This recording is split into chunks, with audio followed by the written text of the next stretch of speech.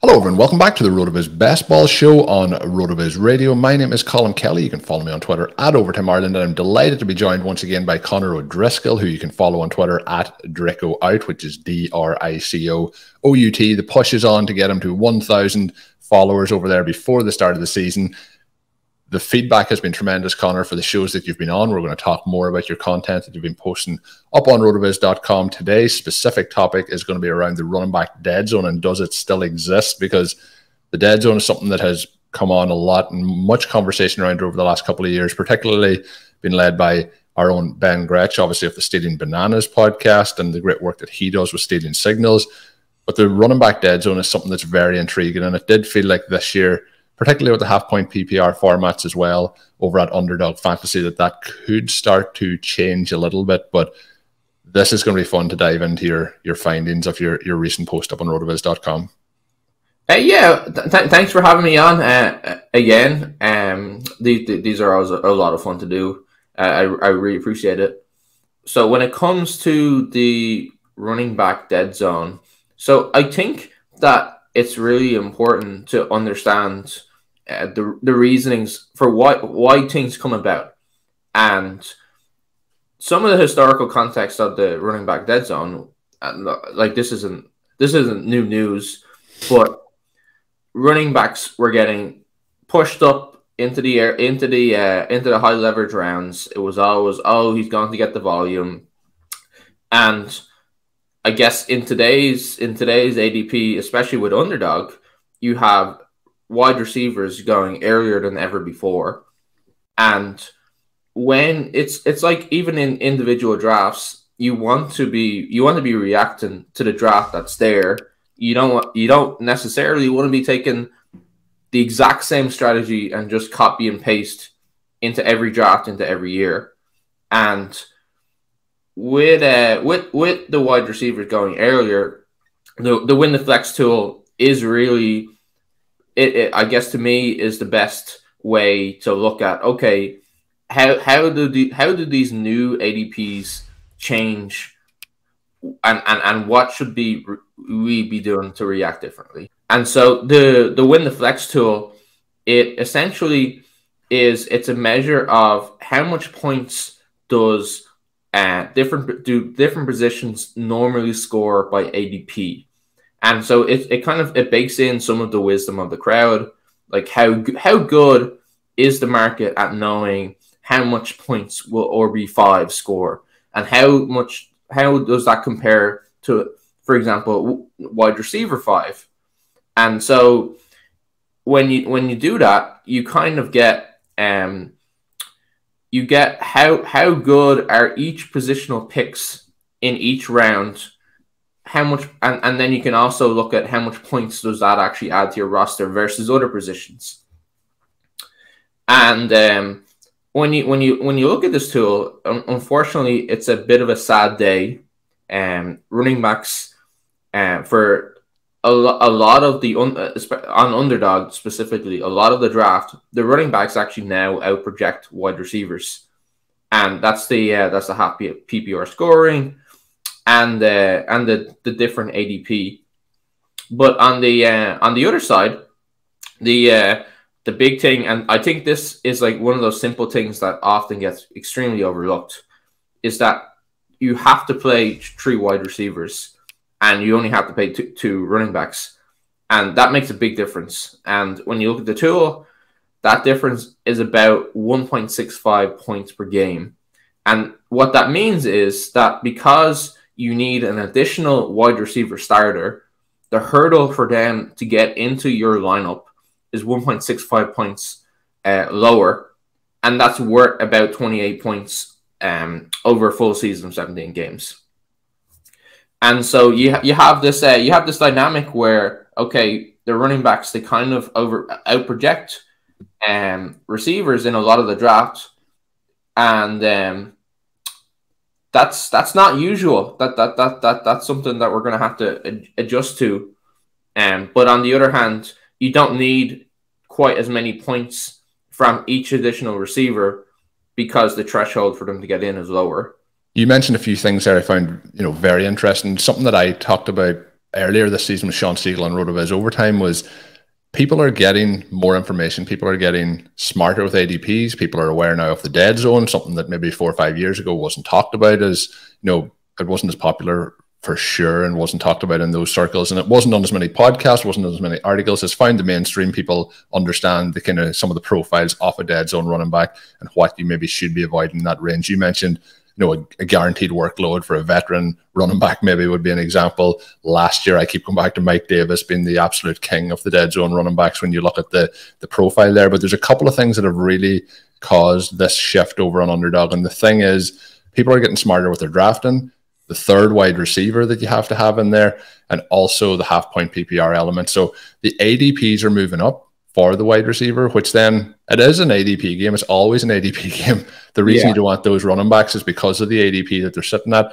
If that ADP becomes more palatable, they also become more affordable and more palatable, I guess, to get on your roster. So that combination of all those things, and obviously people wanting to draft wide receivers, it's fun to draft wide receivers, has made that very interesting. We talked previously about the hyper fragile builds.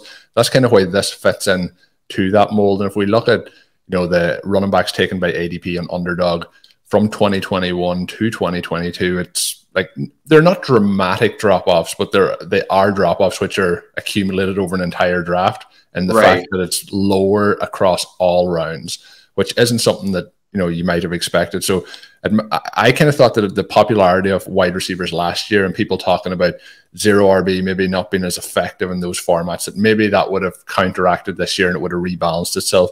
But obviously Peter Overzet had a fantastic finish in it. There was a couple of other really strong finishes in it with zero RB teams or hero RB teams. And that there has led then to this year approaching. It's going to be interesting from this point forward if when maybe more casual drafters come in, that there starts to rebalance itself again. But what were some of the other things then when we look into the dead zone that you think are the key takeaways? You mentioned the sad day with the running backs being more, valuable, I guess, at those points in the drafts than wide receivers, but that is also information that we can use to our advantage in these drafts. Right. And so it's kind of, you need to tread the needle a little bit because, like I said, there are lots of points where running backs do out-project, but then you need less points from your receivers too. So you still want the receivers that you like, and you just have to, I guess, adjust slightly. And one thing that I think is really notable is that from the 1-2 turn, roughly speaking, maybe the middle of the first round, to all the way through the end of the third, the Win the Flex tool actually has them project wide receivers and running backs projected very, very closely. And so the tool doesn't know who wide receiver 7 is. They just know that, this is how good the market is at knowing how well will YR7 score.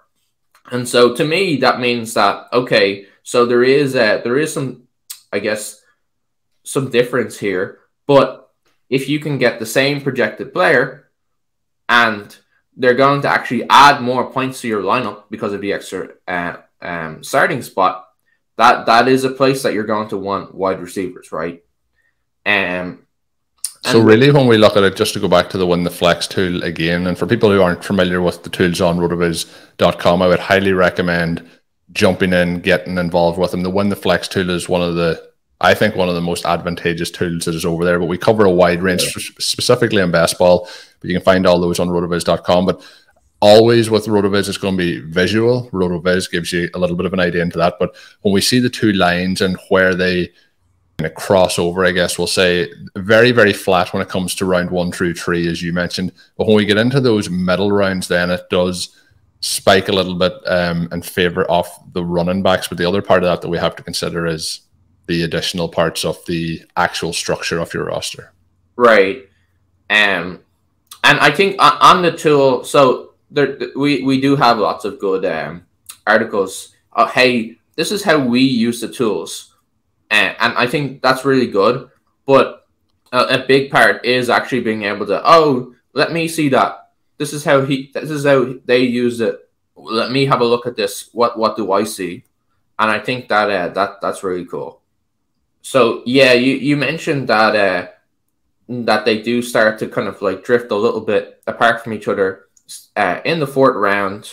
That the running backs do start to outproject the wide receivers, and so like there's a part where, hey, that's kind of, it's a little bit okay because like I said, the hurdle for the wide receivers is lower, but what it means in particular is that if you're talking about the dead zone, well, you're in the fourth round, and to me, that's not a dead zone, right? The running backs don't they outproject the receiver. What are you talking about? The dead zone? I'm getting more points, and so especially on underdog, I think it's kind of like it's shorter, and then also unfortunately the opportunity cost, even when you're in the quote unquote dead zone, the opportunity cost is so much lower than it was before. Like if you look at how this used to look historically, and you're looking at in the fourth round wide receiver and then running back, you're talking about like a 50-point difference, like 50 points. Whereas now, even on FFPC, and I should mention FFPC, the shape of the dead zone look kind of similar, like second round, third round, through the sixth, but it only gets as deep as 30 points, and for most of it, it's 20 points. Like, and I think part of that as well filters into when we look at the players in the dead zone. So this year, technically, we could be saying that like Breece Hall, J.K. Dobbins, Travis Etienne. Etienne has moved up a little bit in ADP, but there was a little period there, a month ago where Saquon Barkley was in it. Like the profile of the players has changed dramatically as to who is in the dead zone. So some of the guys that I mentioned Mike Davis earlier, for example, I think people have kind of smartened up this year. He would probably be 10th, 11th round, whereas previously he would be 6th, 7th round, and that I think has also factored into this as players become smarter and who they are targeting. And if you are drafting a running back in the dead zone, it should be one of those young players who is ascending, who has the profile to become an elite pass catching running back with the running back element. The other players that are sliding into that when we look through it are potentially maybe a Cam Akers, Ezekiel Elliott, players who are veterans who there is some question marks whether it's injuries or maybe deterioration. So it's much more interesting. You mentioned it kind of getting a little bit more compressed, I guess would be the word I would think of it as. It's a smaller zone. And I think just there's a number of the combinations we've touched on already, the smarter drafting, the ADPs. Again, this is why we will touch on the FFPC in a second, but it's so important to know what the options are for your starting lineups, for the scoring settings, as to how you make this applicable, because I think it's still a bigger advantage probably on the FFPC format. But was there any other key takeaways other than what we've mentioned so far on the underdog side that you wanted to head on before we jump into the FFPC side of things? No, I do think we've covered the underdog. Yeah. So a brief summary on that is kind of the evolution continues. The information that we are discussing here will be linked in the show notes of today's show, so you can check out Connor's article directly. We are talking through obviously the visualizations. We will also have the information in the article, so I would recommend to check those out. But it's like everything. People sometimes think that when we're drafting zero RB teams that we are like set in our ways. Every draft zero RB, we're not changing anything we think about. And I think through this series that you have done on the website, we've talked through on the podcast, again, it shows there's multiple strategies, usually 3 for us in terms of what we're looking at. Zero RB, a form of modified or hero RB, and then obviously hyper fragile. And then there is all the other information that we're taking in. And it's not about being stubborn and saying it has to be this every single time. And I think that's what people miss out when we talk about zero RB, is that it's not every single time, but we know the way to work the draft and to use that information. We should always be open to new information like Connor is sharing with us here. We could just bury our head in the sand and say, last year it was this round, this year it's these rounds. It's going to be the same rounds every single year for the next 10 years. But that's not what we do, and that's not what we're going to try and win our leagues with. So really good information so far there on the underdog side of things. I mentioned it being a little bit different over at the FFPC, and it's fun to jump in from draft room to draft room and see the different effects of how the ADPs are playing out in the different formats. So what are some of your key takeaways on the dead zone over at the FFPC drafts? So I think there is a bit of an ADP impact versus, like, let's say 2 years ago, 3 years ago for FFPC. But if you look at how these wide receivers and running backs project, the wide receivers are still like well ahead of the running backs. But the big difference with the FFPC, and you mentioned different settings, is that you only have to start 2 running backs. You only have to start 2 wide receivers. So in theory, that gives you the opportunity to flex more running backs, and that does push up their value relative to a different lineup setting.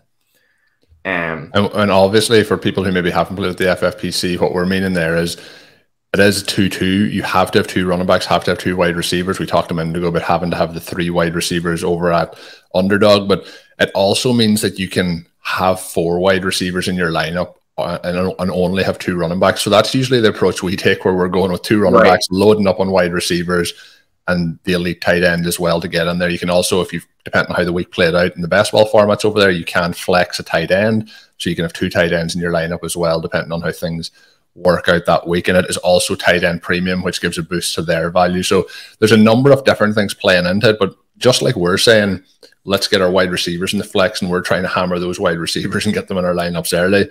There is other people drafting who are thinking in the opposite approach. Let's get those running backs early, which is pulling them up so that they can have a 4 running back, 2 wide receiver team. And that's what makes the dynamics so intriguing there as well.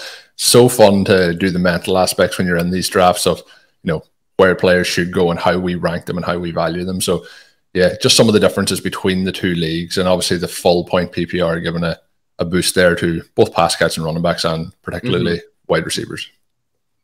And you mentioned wanting to play 4 wide receivers on FFPC, and I think it is important to note that, hey, we're not just doing that because we just love wide receivers and like you said, we're going to bury your head in the sands. No, the wide receivers at ADP versus running back, they completely outproject them. Like there's a big outprojection at basically every point in the draft. And so really outside of the first 2 rounds, every single by quite a considerable point. This first 6 picks. Yeah. So Christian McCaffrey and Jonathan Taylor. Right. You're right. But that's where the hero RB option comes in, is to get your running back in the first 2 rounds and then to focus on wide receiver throughout those other rounds and throughout the dead zone. Right. And like I mentioned before, particularly through, let's say, the middle of the second round through the 6th round, that point difference is about 20 to 30 points. And so to me, that's the kind of that's the point in the draft where if you want to take a running back, you're giving up the most in opportunity cost. And I think that's important. You don't want to be shedding points in your roster, but on the other hand, that's way lower than before. Like if you wanted, and I know you guys talk about making picks out of structure all the time. If you want to do that, the opportunity cost for that is basically lower than it ever has been, and you don't need to, I guess, beat yourself up if it happens. And you can probably take maybe one additional detour than you normally do, but that is the zone where you really do want to be still loading up on wide receivers on FFPC, and where it still exists, whereas Underdog, it gives you kind of like a choice to be more dynamic after the first 3 rounds.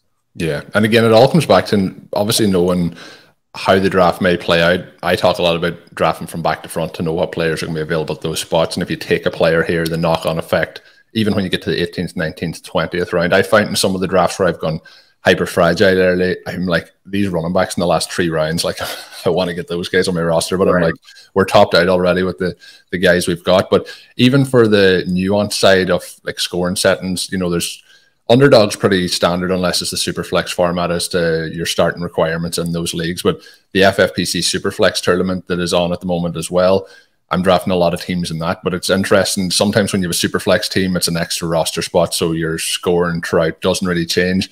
Interesting in that one of those flex positions that I talked about does become a quarterback spot if the quarterback is in the lineup. So then you're down to 3 wide receivers, so it makes those wide receivers a little bit less valuable. and then that makes the running backs more valuable. So again, it's about balancing it all out. And then the key part of the Win the Flex tool is it's going to show you what happens basically versus the ADP and the scoring projections. So really good work from Connor on this piece. Again, will be linked in today's show notes. Connor, anything that you want to summarize or throw in that we just need to re-emphasize? I'm not the running back guy. I've not been gotten to by big running back. I don't believe this. It's everyone believes, Connor, that you have been got to. You are the running back guy. I refuse. It's not true. I'm simply doing the analysis. I'm trying to present the information to the people, and I don't deserve this persecution. And you can't get the analysis to fit the wide receivers conversation that we want to have. But again, that comes back to what I said earlier. We are looking for the information to help us win leagues. Connor won the FFPC best ball tournament last year. My team with Sean Siegel, Blair Andrews came in second place. We're looking to win these tournaments. We're using this information to try and win the tournaments. Right. You know, the big thing I think with what we do, I'm not saying other places don't do it, but you can hear us drafting. Me and Connor are going to draft after we record this one, and that one will be coming out for you to listen to. And when we talk through the players that we are drafting, you're hearing the guys we're drafting, you're hearing our strategies. We are very transparent in this process. It's not like we're saying, yeah, do this, and then we do something else, even though that seems like what Connor has done with the running back position, and all joking aside. But yeah, fun information, really valuable. You know, I think that if you're not looking into what Connor's doing in the best ball space, you are missing out. So once again, that will be linked in today's show notes. Connor is on Twitter. I thought the big takeaway you were going to give there for everyone that they really need to make sure they're doing is to be following Connor on Twitter. We want to get him to 1,000 before week 1 of the season. It is at Dricout, is DRICOOUT. Give him a follow over there. Check out all the information he has got coming your way, because the articles are must read. Once again, that article up on rotoviz.com is, does the running back dead zone still exist? And he compares it both for Underdog and the FFPC. So check that out over there. Connor, as always, it's been a pleasure having you on the show. My name is Colin Kelly. You can follow me on Twitter at Overtime Ireland. And of course, until we are back with another episode, have a good one.